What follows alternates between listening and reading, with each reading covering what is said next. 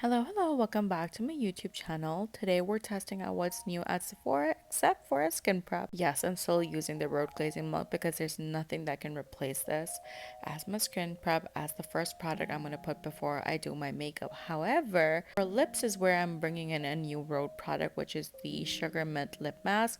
Honestly, it is not plumping at all. It is just minty, that's all. And I love using this before I go to bed, but I've been using it lately before I do my makeup as well. For skin prep, the first makeup product that we're using is this Too Faced Liquid Luminizer.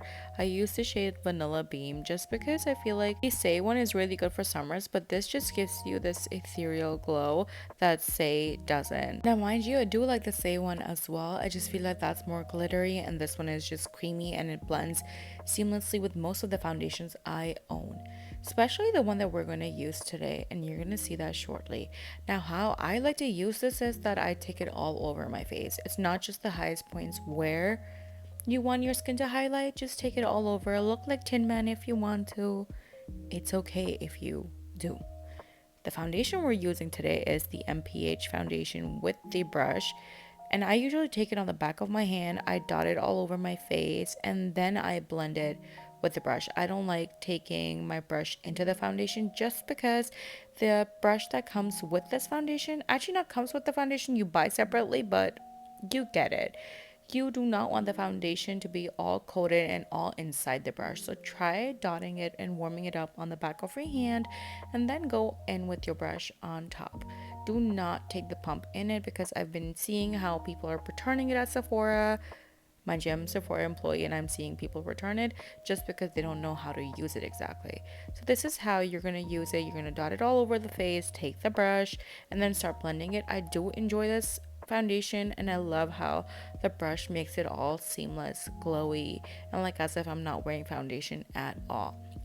Take it all over the face, dot the area exactly where you want more coverage. Like for me, it's mostly around my mouth area where I apply it more than I typically do. The foundation is in liquid consistency. It is liquidy, but that doesn't mean it doesn't come with coverage. It does. So be careful with where you want to build the coverage. So especially around the nose, if you dot a lot, you will see the foundation settling into the fine lines, which of course we do not want. Now, I know a lot of you guys do not like it when influencers say they really fell in love with something or they're obsessed with something. Now, yes, I am obsessed with this foundation and the brush, but my review is coming after testing this for weeks. Now, I would sample it as a Sephora employee, take it home, try, match myself, and then see how I need to apply it. I would play around with the brushes and see how I like the finish of it. So if you're one of those girlies that like coverage but do not like the feel of full coverage foundation, then you will really enjoy this one. For contour, we're using the Westman Atelier stick in the new shade Toast. Now, the reason why I got the shade Toast is because I feel like this can double as bronzer. The reason why I'm not drawing it on my face is because any stick product you get, whether it's foundation, whether it's contour, they tend to lift whatever you've put under. So this is the exact reason why I am following the typical makeup artist protocol, which is take your brush, take it on the product, and then put it on the face. I do not like drawing it, except for the Haus Labs balm that I really like over the face. It's okay if you don't use the brush with that product, but this one, I feel like you need to take your brush over it and then draw it on the face. The color, yes, has red undertone, and that's the exact purpose why I chose this one for myself. As for blush, I didn't see any liquid or cream blush that I liked, something that released recently, so I'm sticking to my usual and my favorite, that is the cotton candy and strawberry cream combo from Huda Beauty. I like to mix it on my cheek, not on the back of my hand, because I feel like I still need more blush at the end of the day, and I will just take it directly on my face. You do you though, but this is just the way I like to do my blush, and this time I'm trying a different technique, which is doing my concealer after I've done my blush. But this is how the blush should be looking if you follow the same technique as me. As for concealer, we are trying out the Patrick Ta concealer along with the brush. How we were trained though is that you map it out on the face the way you want to, where you want the most coverage, and the way you want it to appear on your face. Whether you want to draw a triangle on the face, you do you, but you're gonna leave this on for 30 seconds. After 30 seconds, you will start blending your product. Now, after 30 seconds, I've started blending my concealer, but on the outside of my eye where I'm blending at the moment, I did not wait 30 seconds because I do not want it to pick coverage. I want it to be light and feathered. However, for the inner corner is where I want most coverage, so I'm going to blend it right after, and this is where I've put it on my skin for a minute instead of 30 seconds. The thing that was taught to us when we were being trained is that if you want to use a feathered effect, you use the fluffy end of the brush, and if you want more coverage, you use the dense side. So for the overall concealer application, I use the dense side because that's how I get the most coverage out of this concealer. The feel of the concealer is very bouncy, very liquidy, and then it does offer you buildable coverage. It's not full coverage in one swipe.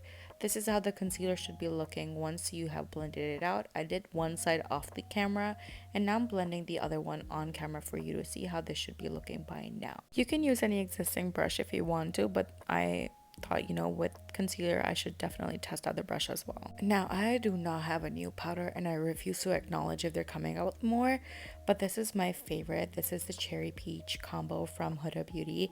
This brightens the under eye and sets the makeup. It looks so good in pictures and I just cannot seem to put it down.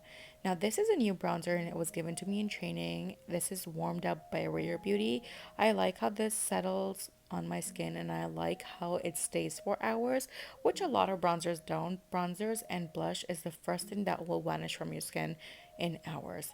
So I really like how this layers with the cream bronzer we laid below, which was from Westman Atelier, and I like how the color looks after both the products are combined. Like this is more orangey olivey bronzer, whereas the contour was more red toned.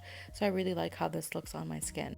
Now for blush, I really like using this Haus highlighter as a topper. It's a no-brainer. You will see this in every video that I have uploaded by now, that this is one of my favorite blush toppers, but my blush obsession does not end here. For eye makeup, I've done that off camera, but this eyeshadow stick from Anastasia is something that was on my wish list, and I grabbed it the second I saw that it released and hit the market. This color is Champagne Ice, and I promise you, if you are under dim lights, this is gonna be like a disco ball on your eyes. I did my basic eyeshadow look, which was like a bronzy eyeshadow and then like a deeper brown as eyeliner, and then I went ahead with this. You can do it in whichever order you want, but I like how this looks as a finishing touch. Now after this, I'm using this waterline eyeliner from Fenty in Winkle Pink, and I really like how this brightens my eyes instead of using your typical white eyeliner. This is just with a hint of pink and it just opens up eyes, and I like how it makes my eyes sparkle even more. I'm using the Haus mascara that I use for my top lashes, for my bottom lashes as well. So I had seen this lip liner online and I was like, you know what, I'm not gonna wait any longer, I'm gonna go get it. This is the lip stain from Kulfi. The lip liner are supposed to stain, but the way this works is that after you have lined your lips, you put your lipstick on. When the lip liner goes, it leaves a stain behind, and that is a pH changing stain. It is not the same color as the lip liner. It is one of my favorite lip liners, and I think I'm gonna continue to use that. However, for the lipstick, it's like a balmy lipstick from Westman Atelier. I love the color, but I'm still trying to get used to the consistency and the formula of it. The color is English Rose from Westman Atelier. This is how the lips look, but I'm going to top it off with a gloss from Fenty Beauty. I wish this becomes a permanent gloss by Fenty because this is a beautiful color. I love how silvery, pinky, shiny lip gloss this is. Not that any Fenty lip gloss has ever let me down, but this is a beautiful color. Now with our lip combo on, we're going to set our makeup in place with the powder milk from One Size, and then again, like I mentioned, I'm gonna go ahead with more blush. I'm using this palette from Huda Beauty.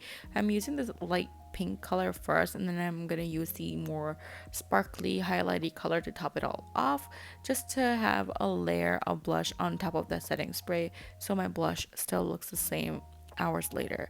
Now I couldn't stop. I went ahead with highlighter as well right after. I'm using the color Haloed from Kosas on the highest points of my face, so then the highlighter with the pinky highlighter color from the Huda palette looks more cohesive. So if I was to rate what I've been enjoying the most out of all the things I've shown you, I would say it is 100% the M.PH foundation and the Patrick Tuck concealer.